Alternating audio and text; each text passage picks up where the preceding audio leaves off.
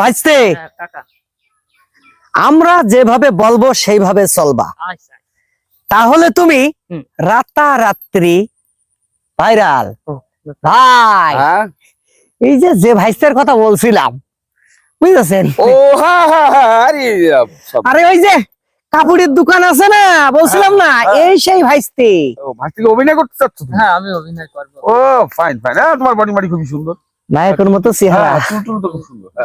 ভাই তুমি এই কোনো টেনশন করো না, আমার সাথে কাজ করবা। তুমি যদি সুন্দরভাবে কাজ করো, তোমার আমি 6 মাসের ভিতর বড় লোক করে দেবো। আর তোমার যে চেহারা ছবি, তুমি তো খুব ভালো একদম নায়কের মতো চেহারা তোমার। এই আর 2000 টাকা এনে ভাইয়ের হাতে দিয়ে দিবা। কেন, কিসের টাকা?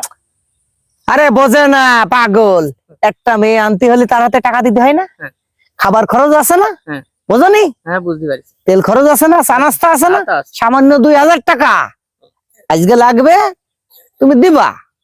দেওয়ার পরে আর তোমার তো গেঞ্জের দোকান মুকান আছে, হ্যাঁ এখানে নায়িকা লাগবে না? নায়িকার সাথে সে অভিনয় করবে না? মেয়ে ছেলের না হয়? সেটার কথাই বলছি। আর তোমার তো দোকান আছে, হ্যাঁ আছে। 5-7টা দেখে ভালো ভালো কালার দেখে গেঞ্জি নিয়ে আসবা, আচ্ছা বুঝেছো? হ্যাঁ নিয়ে আসবেন।